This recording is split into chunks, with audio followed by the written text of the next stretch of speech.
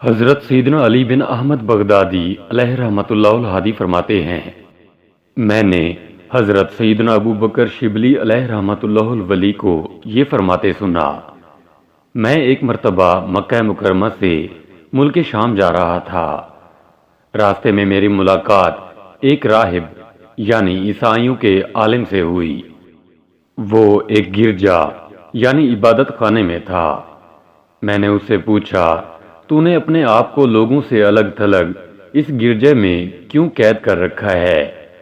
اس راہب نے جواب دیا، میں یہاں اکیلا اس لیے رہتا ہوں تاکہ زیادہ سے زیادہ عبادت کر سکوں اور دنیوی مشاغل میری عبادت میں رکاوٹ نہ بنے۔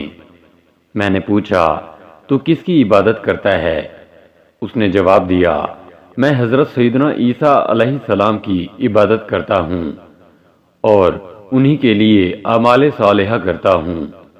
میں نے کہا، کیا وجہ ہے کہ تو معبود حقیقی اللہ عز و جل کی عبادت چھوڑ کر اس کے نبی علیہ السلام کی عبادت کرتا ہے؟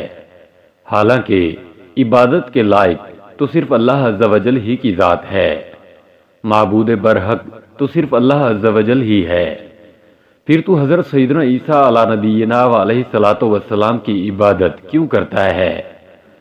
میری یہ بات سن کر اس راہب نے کہا، حضرت سیدنا عیسیٰ علی نبینا علیہ الصلوۃ والسلام نے 40 دن اور 40 راتیں بغیر کھائے پیے گزار دیں۔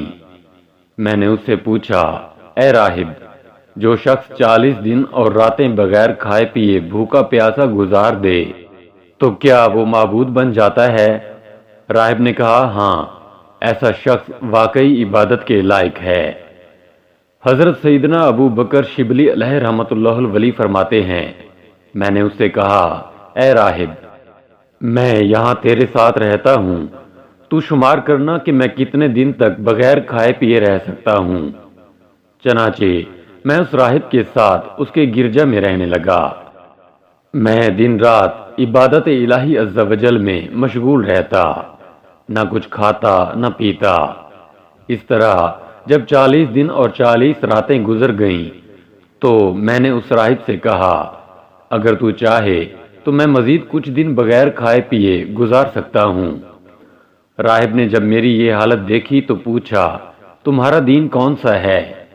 میں نے کہا، میں نبی آخر الزماں، شہنشاہ کون و مکان، والی دو جہاں، رحمت عالمیہ، حضرت محمد مصطفیٰ صلی اللہ تعالی علیہ وآلہ وسلم کا امتی ہوں۔ میں ان کا ادنا سا غلام ہوں اور ہمارا دین اسلام ہے۔ وہ راہب میرے پاس آیا، اس نے عیسائیت سے توبہ کی اور کلمہ پڑھ کر دامن مصطفیٰ صلی اللہ تعالی علیہ وآلہ وسلم سے وابستہ ہو گیا۔ پھر میں اسے اپنے ساتھ دمشق لے آیا اور وہاں کے لوگوں سے کہا، اے لوگو، اپنے اس نو مسلم بھائی کی خوب خیر خواہی کرنا اور اسے کسی قسم کی پریشانی نہ ہونے دینا۔ میں چند دن دمشق رہا۔ وہ شخص اب ہر وقت اللہ عز و جل کی عبادت میں مشغول رہتا، خوب مجاہدات کرتا۔ پھر جب میں دمشق سے واپس آیا تو اسے اس حال میں چھوڑ کر آیا کہ اس کا شمار اولیاء کرام رحمہم اللہ تعالی میں ہونے لگا۔ اللہ عز و جل کی ان پر رحمت ہو اور ان کے صدقے ہماری مغفرت ہو، آمین، بجاہ نبی الامین صلی اللہ تعالی علیہ وآلہ وسلم۔